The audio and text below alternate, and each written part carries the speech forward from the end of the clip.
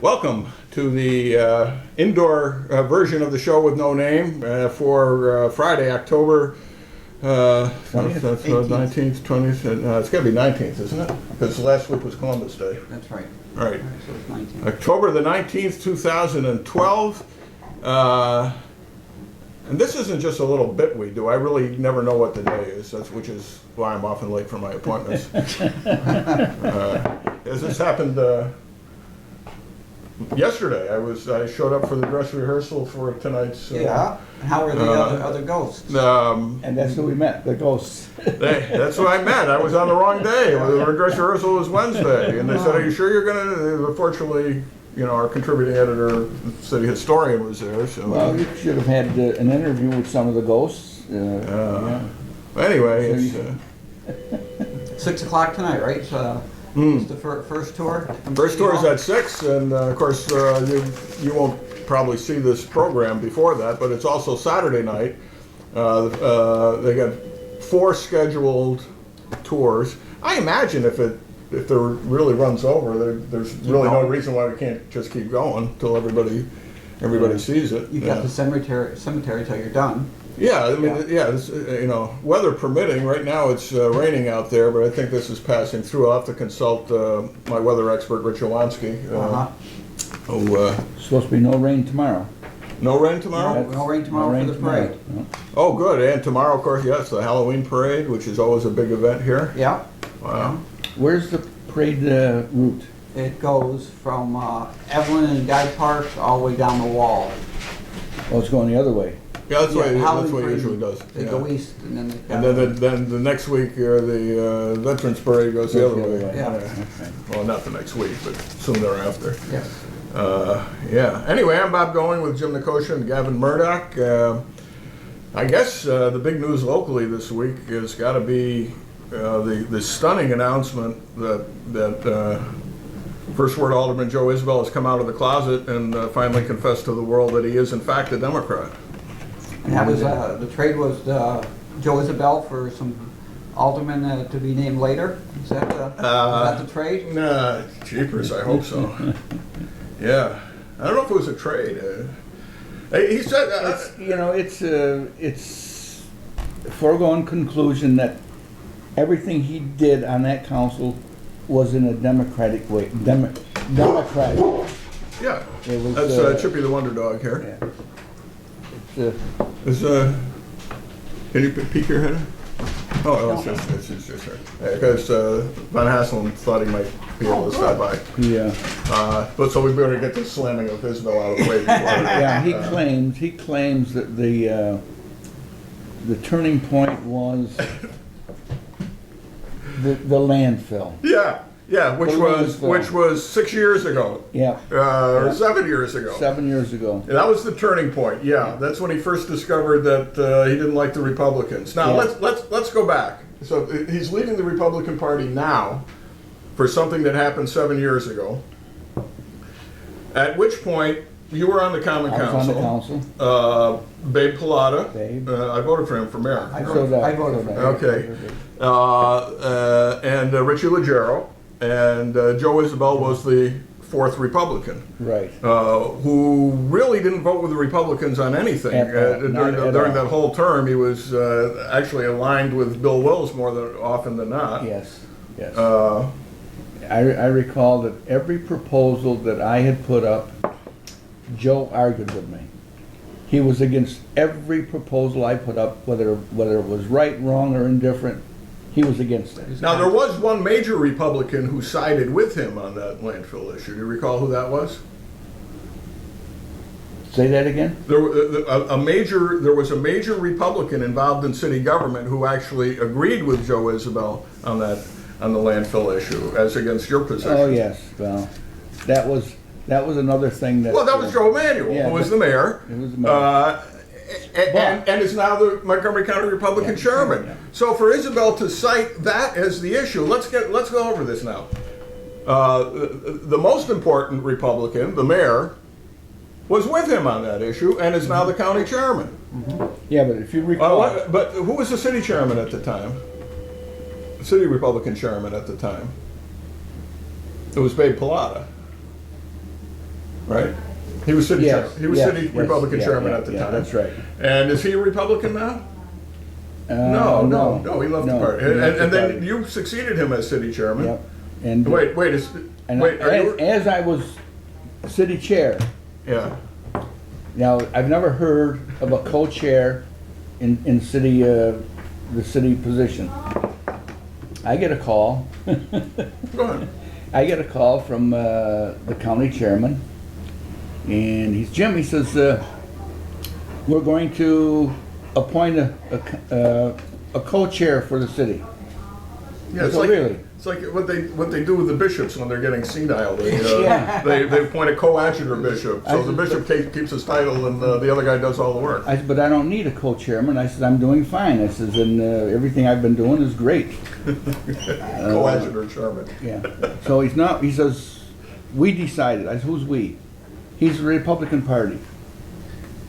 I said, "What you're telling me is that you don't want me as chairman of the city." Oh no no! Oh no no! He said, "That's not the case." I said, "Well, I don't need a co-chair." I says, "I'm doing great just the way it is." No, he says, "We insist." I said, "Well, then you have my resignation." And then you resigned from the party as And I well. resigned from the party. And let's see, what other Republican figure was supporting your position at that time? Oh, me! When I was Yeah. corporation counsel, yeah. Yeah, I was following, agreeing with your position with respect to the landfill issue. And I'm not in the and Republican Party either. So who's he talking about? Yeah, and Richie? Has Richie been badgering him for the last 7 years about this? Before the election, we had a Republican caucus, all the Republicans, the mayor, and all the aldermen, and it was agreed that the landfill would be good for the city. The nominee for mayor says, he says, "I'm going to have to say no. I'm going to have to veto this." But I know you've got 4 people to override it. He says, "So I'm going to veto it." He said, "You 4 people can override my veto and we get the landfill." He said, because he made a statement to a few people that he was, for the election, he said he was against it Before he was for it. before he was for it. So, And after he was for it. so all us 4 Republicans, yeah, okay, very good. He says, we'll override your veto. Until it comes to the override. And Mr. I says, "Well," he says, he says, the mayor told me that I shouldn't vote to override." I said, "Well, what's your conscience?" "I know it'll be good for the city." He says, "The revenue will be great." He says, I gotta do what the mayor tells me to do." I said, "Okay." And that wasn't really, I mean, it may have been what he said, but But that's what he told me. But Not quite correct. it's not what he told me. He told me a far more plausible story. Well, I don't think. You know what the version Isabel told me was that the mayor had done something before Isabel became an alderman. The mayor had done something he didn't like that affected him personally. Oh. Okay, I won't go into the details of it because it's really private business. But it was a private. Yeah. It was a private thing, and he decided he wasn't going to stick his neck out and give Emmanuel what he wanted, which was the landfill. By the pretense. Right. Yeah. He wasn't going to support him on the pretense of the veto and the override, Yeah. and so that's how policy is made. It's all personal. It's all personal. It had nothing to do with the real issues as to what was a good idea or what was a bad idea. As a matter of fact, nobody who studied the issue thought it was a bad idea. I went to the people who proposed this landfill for us with Joe Isabel down in Troy, and they went through the whole presentation. A lot of questions we asked, and they answered them all satisfactory to my opinion. So on the way back, Joe gets a cell phone call from the Democrats. And I'm getting the gist of this conversation, supposedly one-way conversation. And he hangs up. I said, Joe, I says, you cannot listen to these guys unless you have the facts in front of you. And at the same time, we were looking to get rid of our economic development because he had done nothing for 4 years. And they were telling Joe how great he was and all the great things he did. And I said, Joe, come to my house. I said, I have the binder of everything that happened in the 4 years that he was there. The economic development. And I think there was just one thing in there that he had helped work on. Other than that, everything that developed in the city, this guy had nothing to do with. Right. And I used to do the audits. Twice a month you did the audit, for the council meeting. At least once a month, there was a bill to be paid to either a restaurant or a diner or something that the economic development director went to. He either went alone or he went with his assistant or he took somebody. Nothing ever happened at any of these meetings. Except the 8. Except the 8. I said, oh God.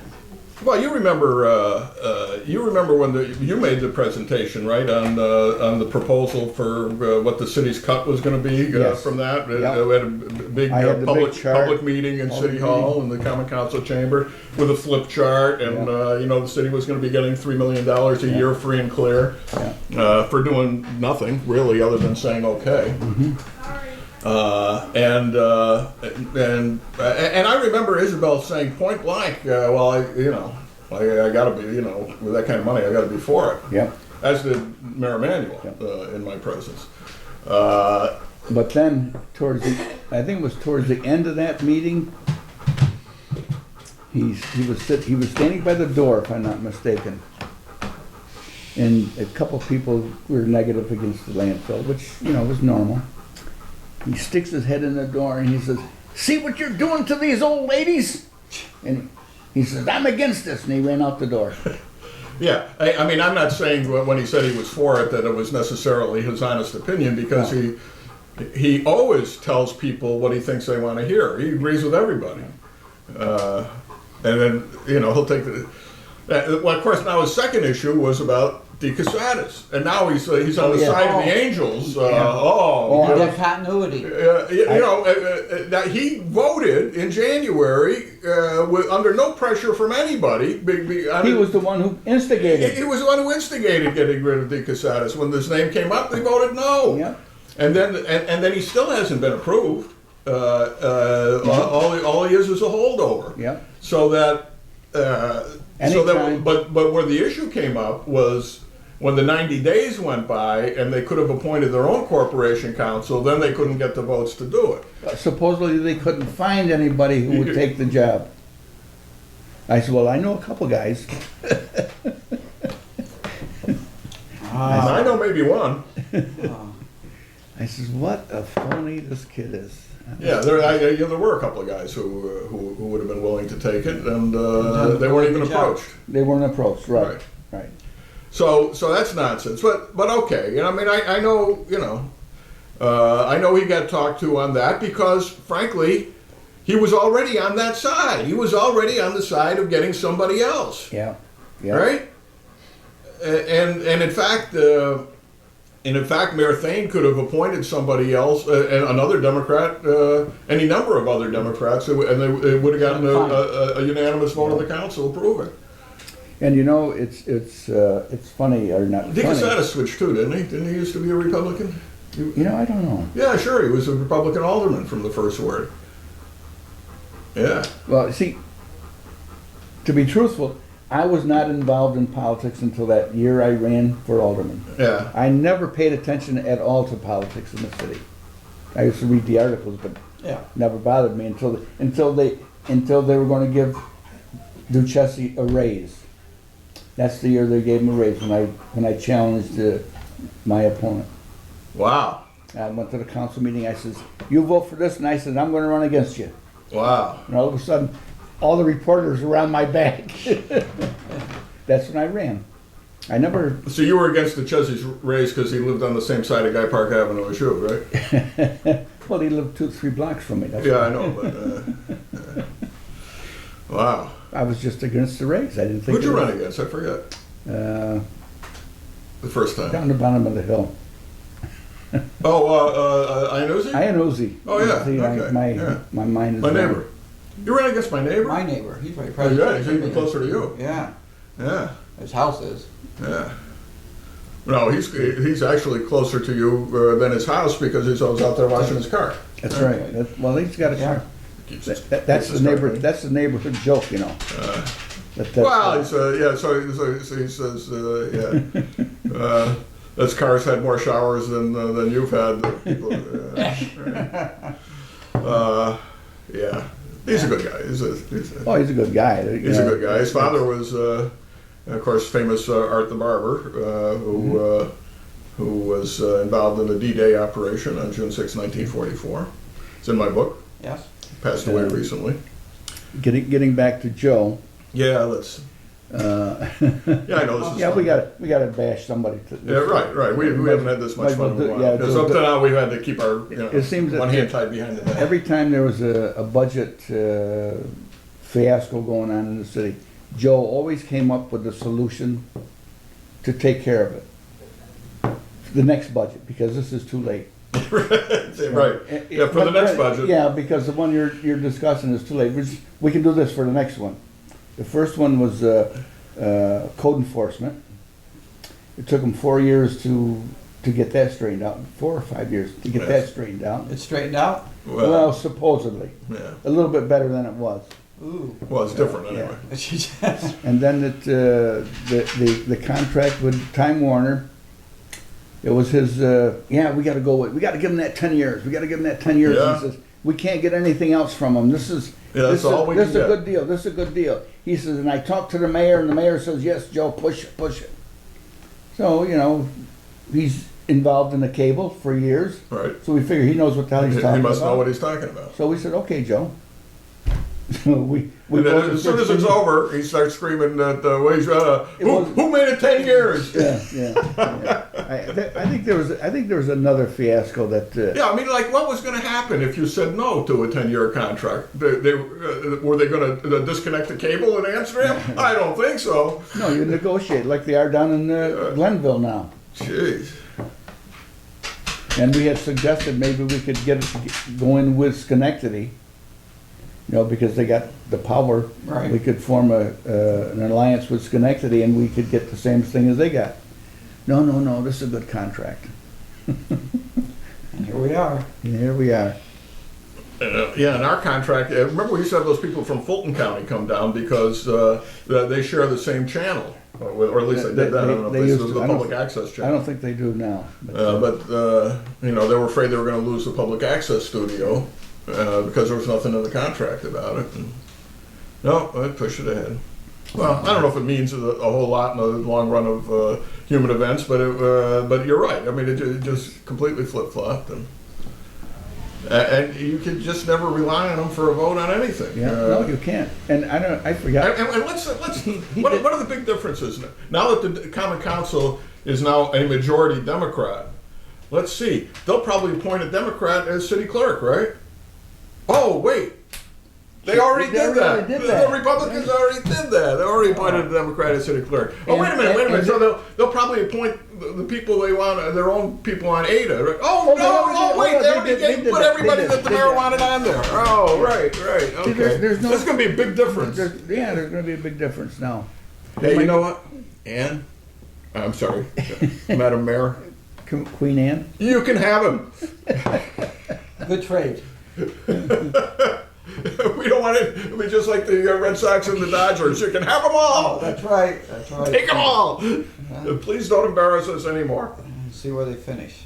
And when we had I the, would say the IQ of the Republican caucus just went up about 70 points.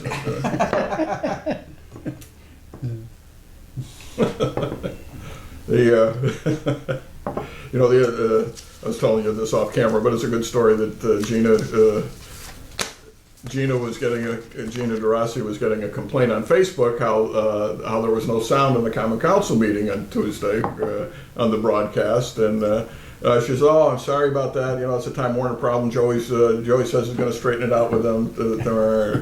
And I wrote, "It's all Joey's fault. Well, you can't trust those damn Democrats."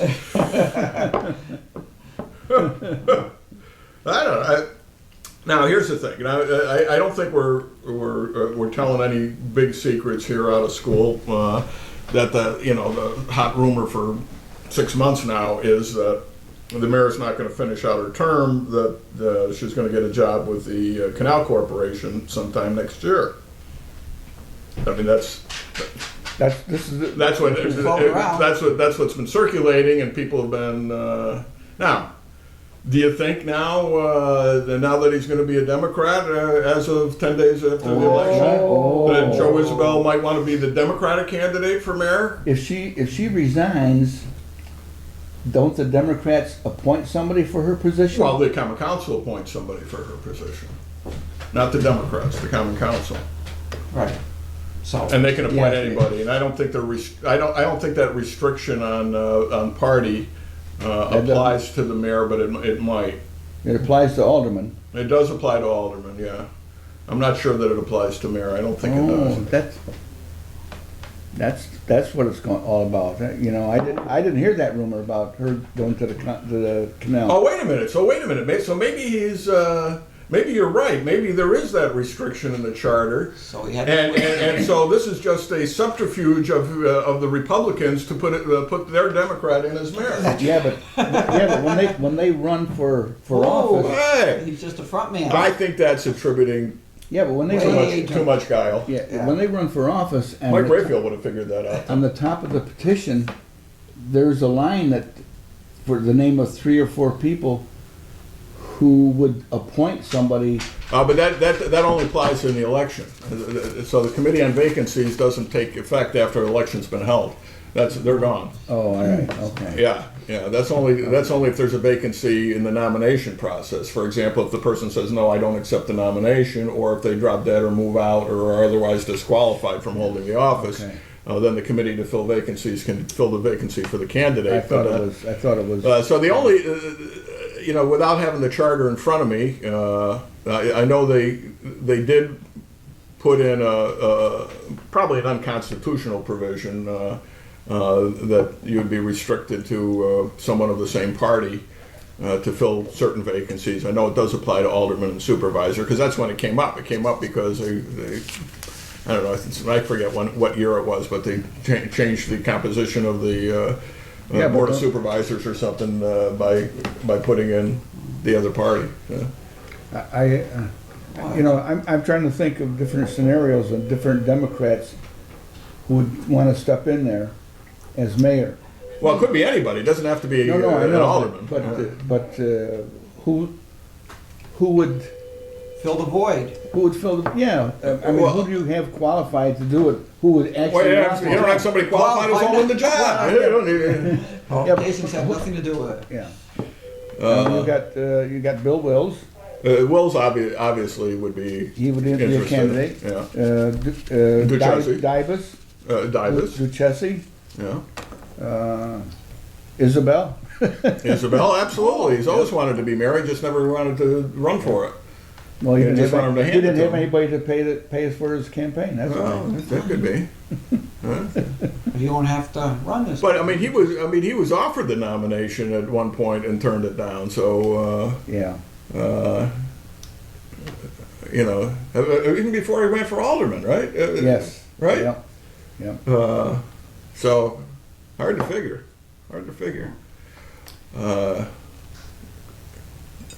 So anyway, that should be interesting.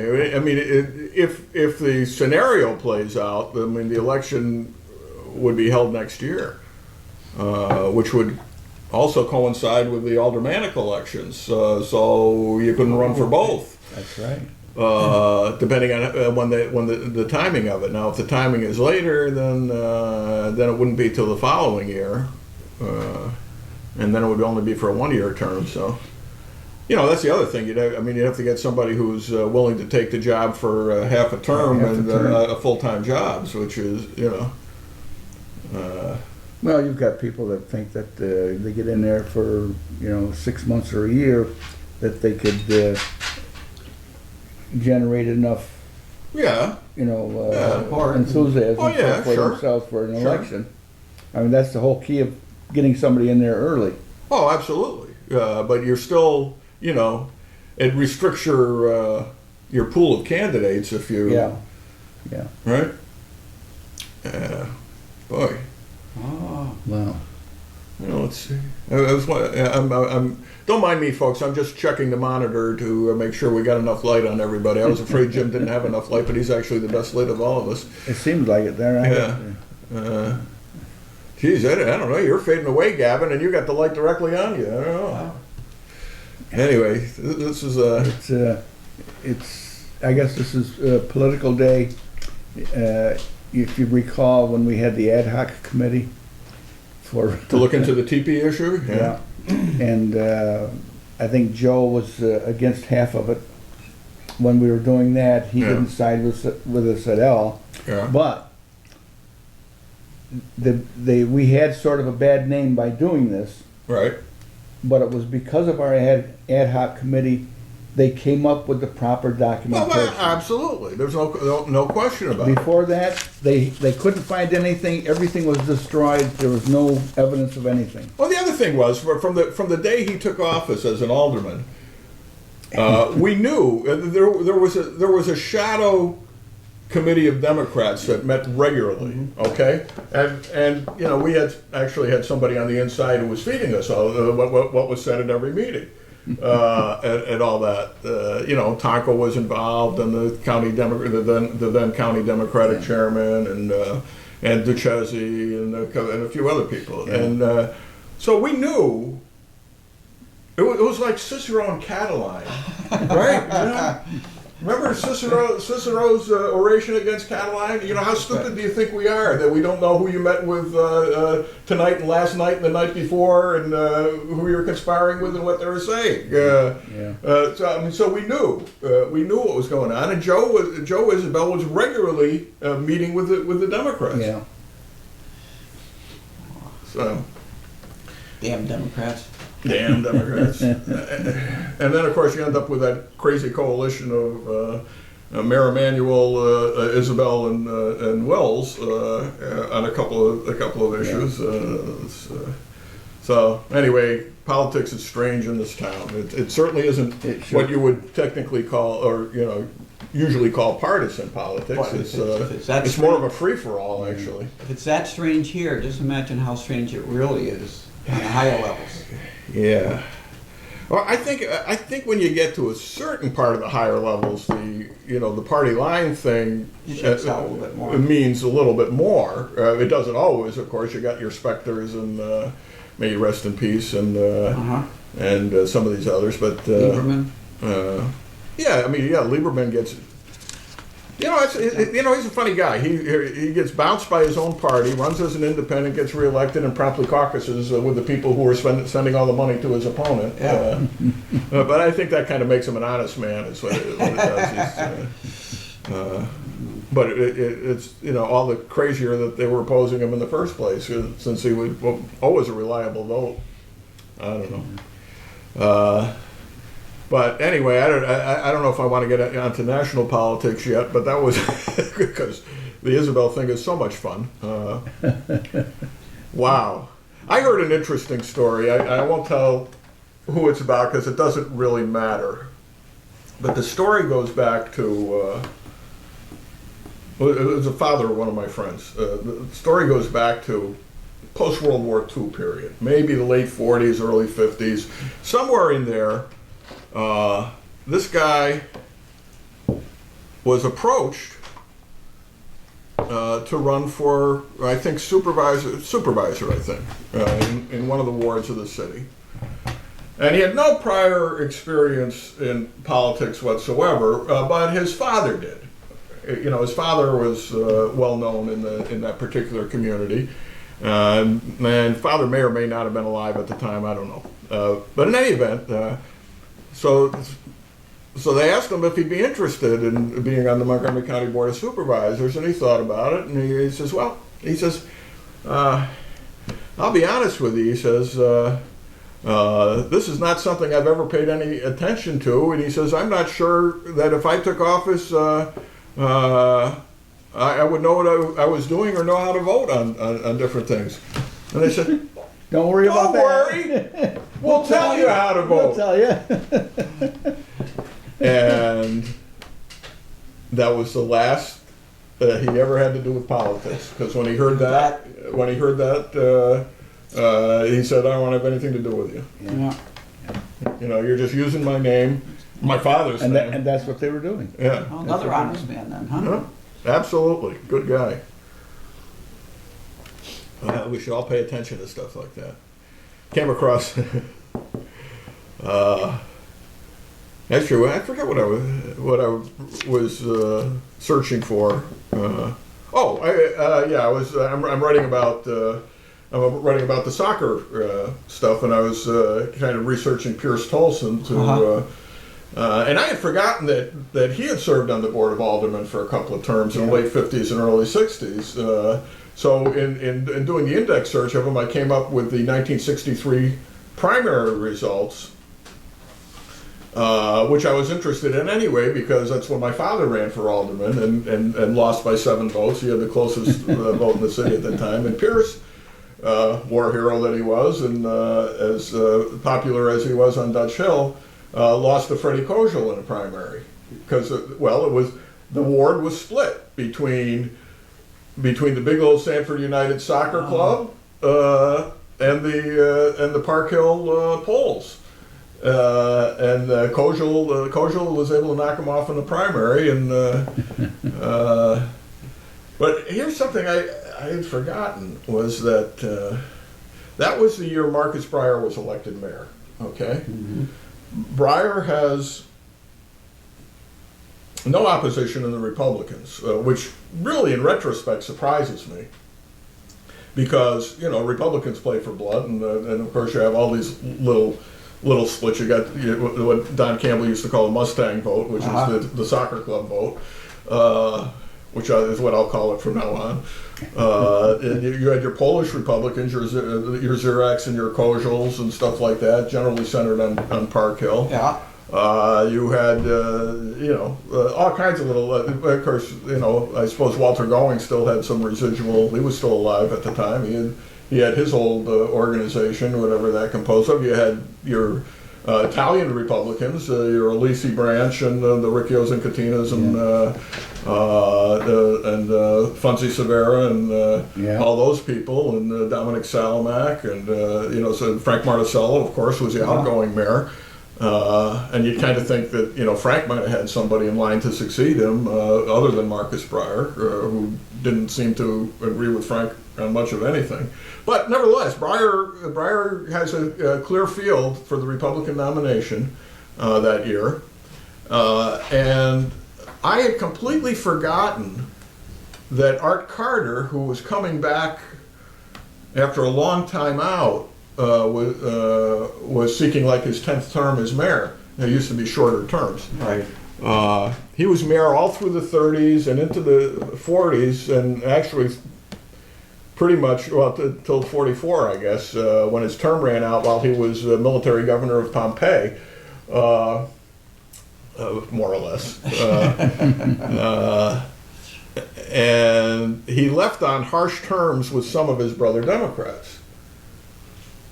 And this was when the Polish Democrats decided this is our turn. We've supported you all these years. Now it's our turn. Yeah. Oh, okay. So there was this odd cross currents of stuff. The Common Council, even though Democratic controlled, was split between the two who supported the Polish candidate for mayor to be acting mayor while Carter was away at the war, and those who didn't. So Tom Tighe, who later became postmaster, is supported by two guys, and I think John Klobakowski was supported by himself and somebody else.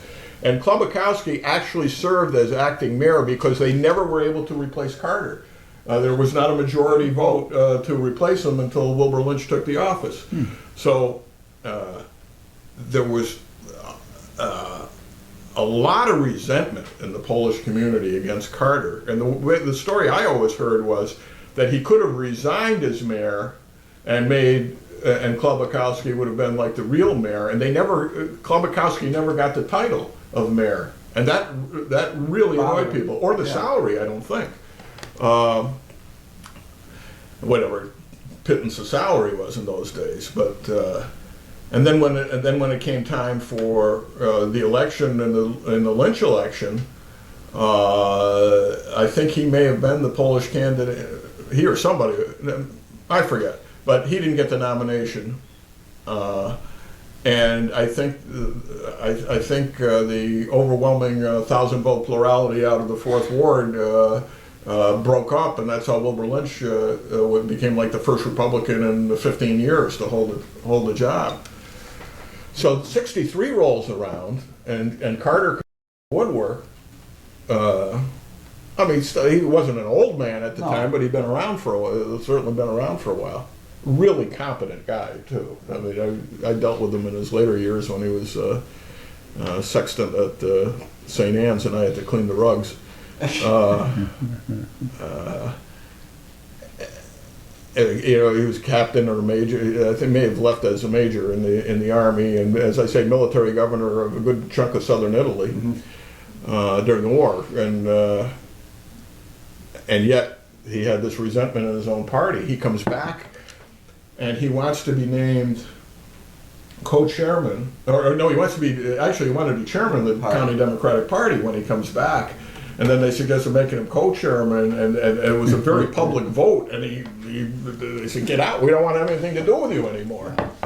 So the part I had completely forgotten was that he had a primary in 1963 for the Democratic nomination, and Fred Partika ran against him, who had previously sought the mayorship like in 45, I think. And Partika loses to Carter, not by a whole lot. And and Carter and Partika also have a primary in the Liberal Party for the Liberal Party nomination, which was a big deal in those days. And that primary was won by Marcus Breyer with 39 write-ins. The Liberals wouldn't let him run, but because they had the primary going, he was able to get 39 votes in the primary and get the nomination. So he was elected as a Republican liberal. And again, of course, the Democrats split between the Carter and the Polish forces. Yeah, so Breyer walked in. And so Breyer walks in, and I think Breyer actually carried all or at least some of the 4th Ward in that election, which, you know, was pretty remarkable considering literally the old, you know, going back to the 40s, the Democratic candidates in the 4th Ward would overwhelm their opposition by 1,000 votes or more. An incredible plurality. Incredible. At that time. So now it's one term and out in those days in the city charter. So there was one guy who was the Republicans' favorite Democrat over the years. When the Republicans were in power, he would be Commissioner of Public Works. And then when the Democrats came in, they would throw out the Democrat and put somebody else in. That guy's name was John P. Gomulka. So now Gomulka runs as not only as finally the Polish Democratic candidate for the first time that they had their own candidate, but he was also the Republicans' favorite Democrat. So. Strange bet. Strange, Yeah, that's what I say. You know, partisanship, real partisanship, doesn't mean a whole lot in this city. Although it sounds like it at times, and on certain issues it is. but less and less so as the years go by. What have you done for me lately? God. Yeah. Yeah. I really miss Mike Rayfield because he died young. He was like 60 when he died. But Mike knew all the ins and outs of all this stuff, and he always had a wise point of view. He would think of things that nobody else could. Quite a poker player too. Huh? Quite a poker player. Not a very good poker player. He lost his shirt more Yeah, often I than know. not. But Yeah. But he loved playing. Remember somebody had to fly him in from Las Vegas one time. Yeah. Good guy. I had lunch with him every day for 15 years or so. He used to say, So this is just. he says, when something happens politically in this town, and it seems to make no sense whatsoever at any level, but clearly seems to be planned. He says, there's only one thing you need to do. Look for the Lithuanian connection. Because sure enough, he says those Lithuanians are always 6 steps ahead of everybody else. Cherchez la hunk. Cherchez la hunk. Of course, that's when Bernie Kuselos was in his heyday, too. He's a Republican now, Did you know that? Bernie? Bernie was for years the city Democratic chairman, or Yeah. county Democratic Yeah. chairman, rather, and commissioner of public safety under Gomulka. And then he had this big job in the assembly as and he he was was a a good- purchasing agent for the assembly. And And his good friends were Republicans. those were the way things were in those days. I got to tell you, one of my kids says to me one day, he says, "You notice how many of your friends are Democrats?" I said, in general, they're more fun. But in the old days, the Common Council would be like split right down the middle. But you'd have Tommy Sluzniak and Carl Krajewski on the Democratic side, and Joe Pertel. What was the fourth one? I remember back in the John Schechten. John Schechten was the fourth one. But those were guys they would fight you tooth and nail and then go out for a drink with you as soon as the meeting's over. yeah. And You can disagree without being disagreeable. exactly. After a common council meeting, we used to go down. Everybody went down to Russo's after, had a pizza That's and a right. beer. That's right. And Democrats, Republicans, And, and the when report, that the changed, newspaper report. and when that changed, Russo's closed. Yeah, the reporters would go along Reporters, too. yeah. Yeah, absolutely. This is all off the record. Everything's off the record, and it you was. bust each other's chops. But it even- was all in good fun. But even if it was off the record, I think it really helped to give the writers a perspective Yes. that they no longer have because they're transient. Yeah. And by the time That's they get true. things kind of figured out, there's somebody else coming in. Yeah. So to educate the public as to what's going on, it doesn't. No. It's so superficial, so fluffy land of what gets written. You Hey, don't- I own Fluffy Land.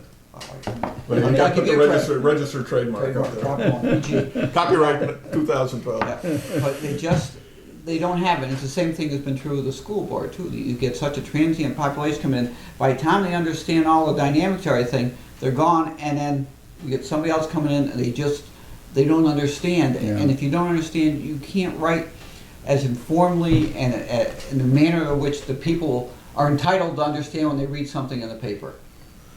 Speaking of transients, I see the armory's for sale. Yes. Yeah. Our friend came down. Manfred Femister. They came down in price. Oh, well, now see, that wasn't in the paper. We just happened to know that. No, it was in the paper. Was it in the paper? Yeah. Because I remember Manfred telling us, actually he told us on this show, but just nobody watched it, was that he said, if somebody offers me $2 million for it, I'll take it. Well, now it's down to 1.2. Yeah. And I forget what they paid like Six. $600,000 Yeah. for it, and they put some money into it. And they've certainly established it as an ongoing business, Yes. which it wasn't before Yeah. as a B&B. And I say I got to admire a lot of the things they've done with the place. The redecorations that they've done have been good, as were the redecorations of the people who owned it before. And they've tried to make as maximum use of the property as Yeah. they could. They've rented out the old basketball court as a movie stage for a couple of things. Yeah. And of course, he's run his audio video business out of there. With all that storage space. You ever go down there and see I never this? went down Oh my to God, see he's it. got racks Cases and racks and of, cases of cassettes and Videos. CDs and videos. And, Yeah. yeah. Has he got somebody working with him that picks and, That I don't know. gonna pick everything by himself? He and Bobby O'Brien used to do a lot of business together because Oh, really? Bobby was kind of in the same business, so I think they would get like bulk. I mean, he traveled Bulk overseas orders. a lot to get things at the shows and do shows to promote what he was doing. Anyway, we've busted him, but Manfred's a good fellow, and I appreciated his knowledge of the city government when he was running for controller. He's certainly. Do you think maybe now he may be happy that he didn't get the job? Oh, maybe. I don't know. The mayor was on today, and I didn't. What was she on today? I didn't hear the question. I heard part of the answer, which she was defending. Well, let's make up the question then. Go ahead. Give us the answer. This is Jeopardy, okay? It had to have been about Uzbeki, because she was explaining how tough it is. She said he was an accountant, and how tough it is to get the monies in the right items and the right item, and trying to get the book straightened out. She was giving him a little bit of credit for what he was doing. But like I said, I didn't hear everything because I was busy. So what do you suppose the question was? Why? Oh no! Wait! I know what it is. It was why did you say that the riots at Benghazi had something to do with this video?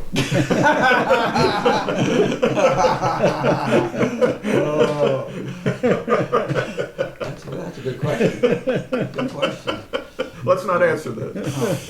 It's Uzbeki's fault. Yeah. Wow. To be this far into it and still not know where some of the monies are, not know what account they're in, that's pretty scary, because we could be belly up and us not knowing it. Yeah. I think we are. Well, I- here's something that's in the paper. It was in the paper this week. It must have been from the Common Council meeting. Even if I had watched the Common Council meeting, I didn't watch which I didn't. I think it was on opposite a Law and Order SVU rerun. How do you know what? Even though you can watch the Common Council, how do you know what's going on? They present a resolution. They don't read the resolution. They don't. They don't read the resolutions anymore.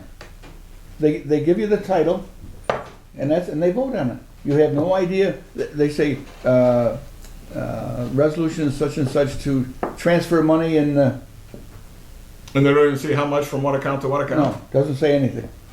Hey, that'll take another 2 minutes out of their lives if they. See, they don't want to spend. They don't want to go until 9 o'clock. They don't want to have to discuss anything because the meetings will take too long, and Gina won't be able to get her dinner. I had no objection to Gina eating at the meeting. I don't either, but she wanted the city to pay it. She wanted the city to buy her dinner. There's no such thing as a free lunch, Well, yeah. or dinner. So what do you think? Will Gina switch now? Because she's always done what Joey wanted up to this point. I don't know if she'll switch, but she'll vote with them anyway, so you don't have to make it official, I guess. Poor Richie, all alone. All along, yeah. Well, like poor Babe was that 1 year, I voted for 2 Babe. years. I did. I think I did too. Yeah. It's when Babe ran, it was the Republican Party was making a decision who they were going to back, Babe or me, because I was going to run. And they said, well, he says Babe's got name recognition, Pilata family, everybody knows Pilata. I said, yeah, it's okay. So he says, we would rather. I'm talking about the couple of the Republican officials. And they said, how about you stepping aside and letting Babe run? I said, I have no problems. I said, I will not fight for this job. I said, in the Republican Party. I said, if you want Babe, I said, I will back Babe 100%. And I did. And I did. And I thought he would have done a great job. I thought you were backing me. You didn't run. You didn't want to run. I ran for a while. I didn't. I'm hear just that. learning about this now. Oh, I've been betrayed. I didn't know you were. you knew. Yeah, I started what you know circulating now? petitions. You've forgotten. I did the same thing you did. I finally decided, you know what? If Babe wants it, he's my friend. I'm not going to get in his way. Well, that's what I did. I decided I'm not gonna, you know, why make a spectacle of something that you don't have to? Anybody got the time? Yeah, I do have Once again, the clock is. It's 11:05. That's good enough. We're going to cut this segment short to get ready for the second hour, which will be a completely different change. It will be a change of pace. We're all done bashing. I'm done bashing Isabel. I think we wasted more time than was at all necessary. But it on wasn't a the subject. bash. It was a discussion of. You know, it was a discussion. It was an enlightening program. I'm still waiting for him to give me a call to say that the show's been canceled. Was it canceled? I guess he said so on the air, but he didn't tell. He never told me or Michael. I had people. And you weren't ask on the me- show No, I yet, so wasn't. you wouldn't have called. You I know. had people ask me, how come you and Michael aren't on the show anymore? They're still asking me. Yeah. I said, they're waiting. I said, Bob is waiting to get called back. Eric? Yeah, We we got haven't got the, that call yet either, though. No, and you know they've been telling it for months. Everybody knows that we're going Coming going back on the We're radio. going back. That's what I hear. Ah, And I keep getting my voice, you know, trained. Yeah. Because I'm going to be a permanent Well, guest. let me give you a secret from back when I was on the stage. If you want to train your voice properly, or at least have your voice in the best condition for when you go on the stage or in front of a microphone, gargle with scotch just before. You gargle with scotch, it numbs your vocal cords, and then make sure you swallow. Oh. It's very important, Oh, well, yeah. especially if you're going to be Well, discussing. I was voice. doing that. I was, you know, but 2 or 3 of those scargles, you know, and you're gone. Don't matter what your voice sounds like. As Mitt Romney said last night, how do you prepare for one of these debates? Well, first you start by abstaining from alcohol for 65 years. Oh well. So I guess we each have our different approaches. Anyway, I think that about does it for this hour. And wherever you found this, get ready to click another button because we'll be back shortly with more of today's edition of the show with no name.